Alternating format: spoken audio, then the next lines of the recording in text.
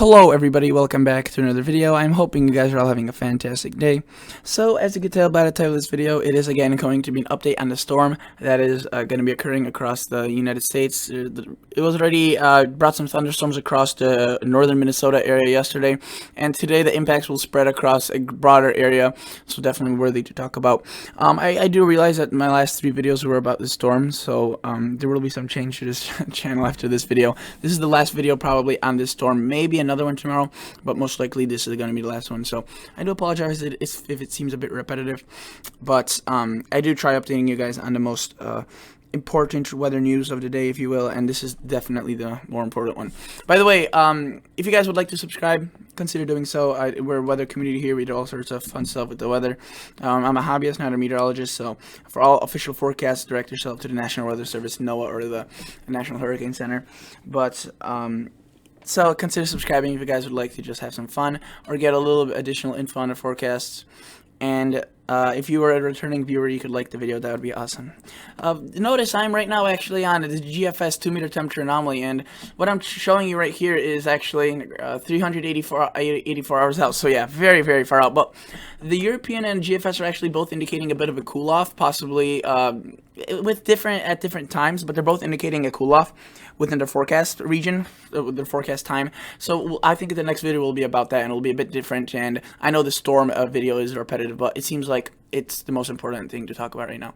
So let's go to the National Weather Service. This is the Weather Ready Nation map, and it basically shows you all the warnings, the advisories, and I would say the biggest area of threat for flooding is the St. Louis area. If you live anywhere in the St. Louis area, or even in this region right here, I would definitely be careful, because it looks as if there could be several rounds of thunderstorms, and these thunderstorms in August have very, very torrential rainfall, very heavy rain. They could drop up to an inch in an hour or half an hour. And if you get coupled like 3 or 4 storms over the course of like 3 hours that drop an inch, that could really be pretty bad. And I want to click back. You can see flash flood watches are already issued for much of the St. Louis area and into eastern Missouri and into portions of western Illinois. So definitely be careful for that. Portions of Minnesota and the plains will also be under the gun for some of the severe weather.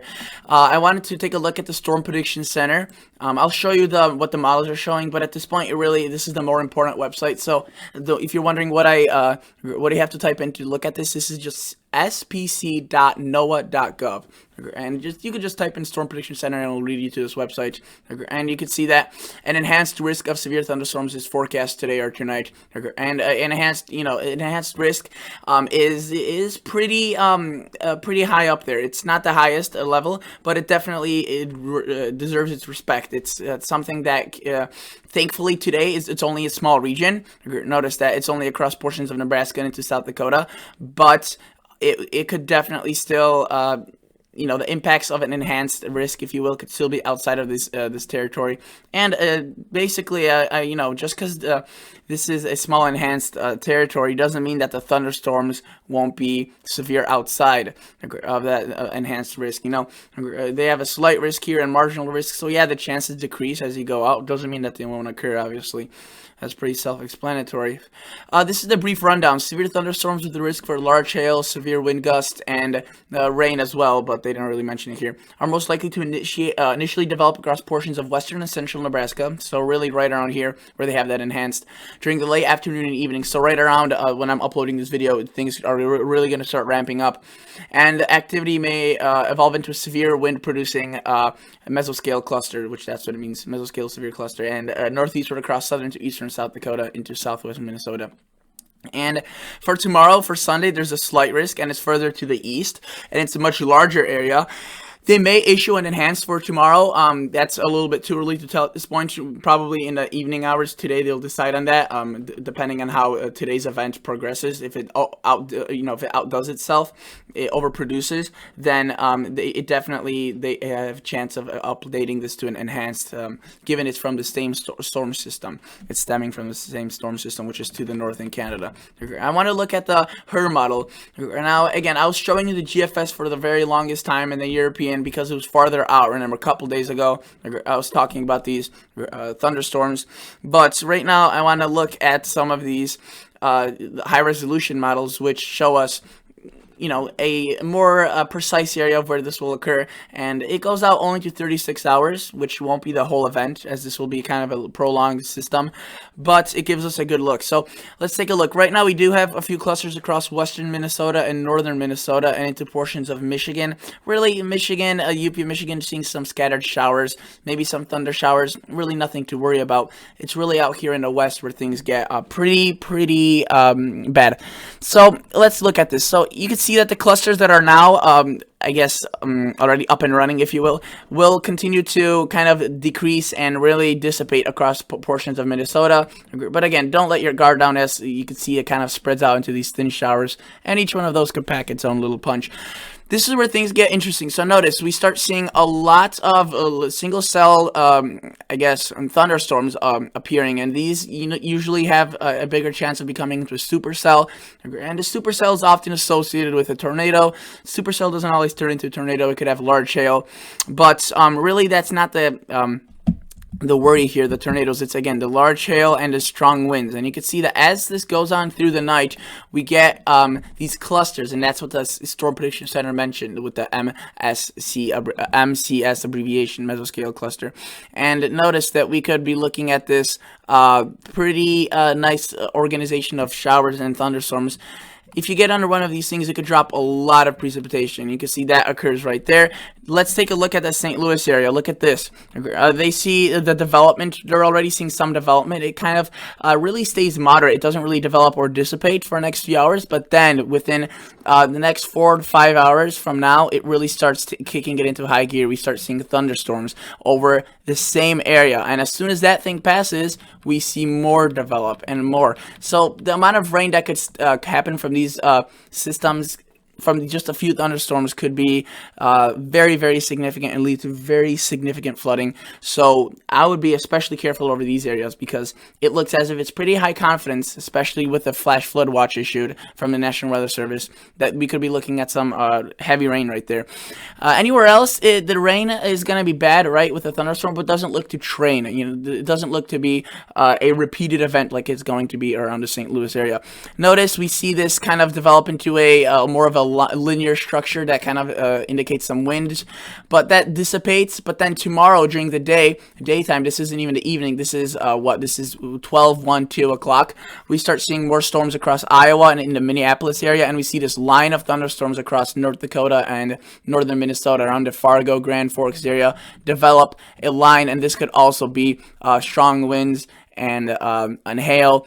Notice we see more cells develop in western Nebraska tomorrow at around the same time as we're expecting them to develop today. And then we notice that a storm cluster that develops tomorrow in Iowa makes it all the way into Illinois. It's weakening for sure, but sometimes these clusters stay together for longer and at a stronger strength than expected. Sometimes though they stay weaker, so it's hard to predict. But you can see with this, let's zoom in on this. This could actually be pretty interesting across portions of northern Illinois. You can see lots of thunderstorms to the north across Canada, north of Superior. Really, that could also be some bad stuff for you guys. Around Thunder Bay, there could definitely be some thunderstorms that are going to be powerful and producing some downpours. You can see kind of develops into a cluster. What I wanted to point out is this thing. Notice how this band kind of rips away right here. This little gust, if you will. This little squall, I apologize, I wanted to click on a pencil tool and I missed that. This rips away from the actual cluster, and that indicates of some pretty strong winds. I'm assuming at this point it would be falling apart, but sometimes when the thunderstorm is falling apart, it kind of intensifies the wind gust with it. And because it's kind of like, I guess if you will, depressing into itself, and a lot of wind could be gushing out of this and cause some damage. Loose objects may be blown around. In terms of the rain event, it doesn't seem too awfully heavy tomorrow for the Chicago area. If this thing is supposed to dissipate like they're forecasting it to. But again, it may not dissipate at all. It may be a stronger cluster of storms. So we'll have to monitor that. And then you could see a resurgence of storms into Nebraska and Iowa, and it'll probably continue into Monday as well. So you can see this is a multi-day event, and will definitely be catching our attention. I wanted to look now at the GFS just to give you a broader view of maybe what's going to happen into Monday, since it goes out further than what the HER model does, the HRR, the high resolution rapid refresh.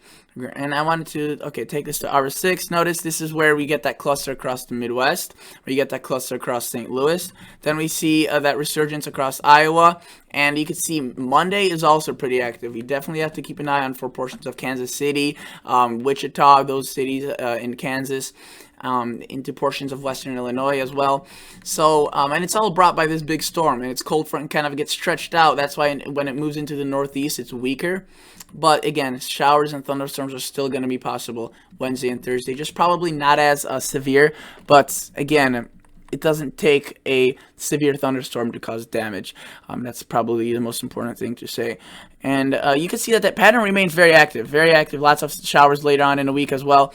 But really, this storm is gonna bring it into high gear, if you will, in the first place, which is why it's quite a big of a deal.